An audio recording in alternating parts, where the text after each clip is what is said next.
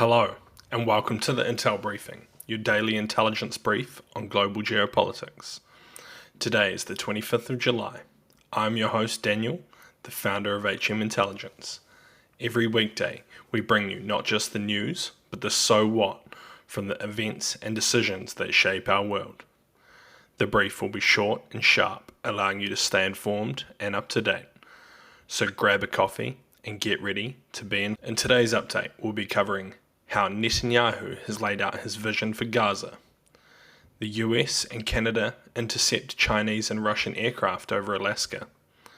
And Syria's Assad meets Putin in Moscow. So firstly, in his speech to Congress, Israeli Prime Minister Benjamin Netanyahu outlined his vision for Gaza following the current conflict. Netanyahu emphasized that Israel does not intend to resettle the Gaza Strip, but will maintain a presence to ensure its demilitarization and de-radicalization. He advocated for a civilian-led Palestinian administration in Gaza that would focus on the rebuilding and peace rather than hostility towards Israel. Netanyahu believes this approach will pave the way for longer-lasting peace and prosperity in the region. He also reiterated the importance of a strong alliance between the United States and Israel in combating what he described as a clash between barbarianism and civilization. He called for the fast-tracking of US military aid to expedite the end of the war and prevent a broader Middle Eastern conflict. Netanyahu addressed the protesters against his visit, labeling the demonstrators as supporters of Iran and Hamas, and underscored the need for unity between the US and Israel to achieve victory over their common enemies. So what? It's very clear that Israel intends to completely destroy Hamas in the Gaza Strip.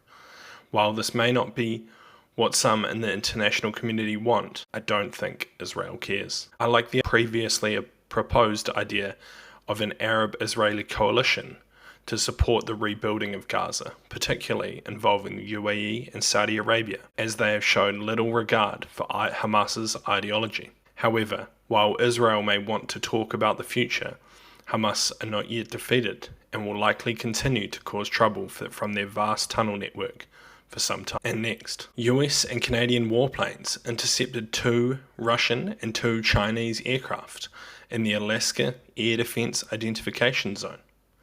NORAD tracked and intercepted the planes, which remained in international airspace and did not pose a threat to America or Canadian sovereignty. This zone allows for monitoring aircraft to ensure timely responses to potential threats.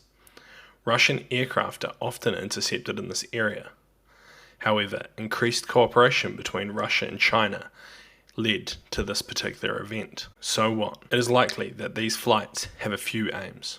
Firstly, they remind the American people that Russia is not far away and can easily fly into their airspace. Secondly, that Russia has a friend that is willing to stand toe-to-toe with them against US hegemony. And lastly, as a way to test US reaction times, SOPs, and drills, which is something that Russia and China are always interested in learning more about. And lastly, Russian TV has broadcasted a video on Thursday showing Syrian President Assad meeting Russian President Putin at the Kremlin. The clip revealed minimal details about their conversation. During the meeting, Putin sought Assad's perspective on the conflicts in the Middle East, expressing concerns over the escalating tensions, which he noted also directly affect Syria. Assad acknowledged the challenging situation both countries have faced and overcome, emphasizing the importance of their current meeting amid global and regional events. The Kremlin confirmed the meeting occurred on Wednesday, though specifics of the discussions were not disclosed. Both Assad and Turkish President Erdogan have shown willingness to restore relations, with Erdogan prioritizing the return of Syrian refugees. Historically, Putin and Assad have been close allies, with Russia playing a significant role in stabilizing Syria during its prolonged civil war. Russian military support has been crucial in Assad's recapture of territories, and Russia continues to maintain military bases in Syria. So what? It is likely that Assad is in Moscow to ensure that Russia continues to support them in security and stability as the region deteriorates. As mentioned in the article, Syria is heavily reliant on Russian support for security, and it is possible without it, the Syrian civil war would have ended differently. In addition to security, due to its isolation, Syria is likely to look to Russia for a range of imports, possibly in food and medical supplies. There is also the possibility that Russia will convey Turkey's message on their intent to return large numbers of Syrian refugees currently in Turkey, something Syria will likely not be a fan of with their already strained economy. Thank you for listening to the Intel Briefing, your daily intelligence brief on global geopolitics, brought to you by HM Intelligence.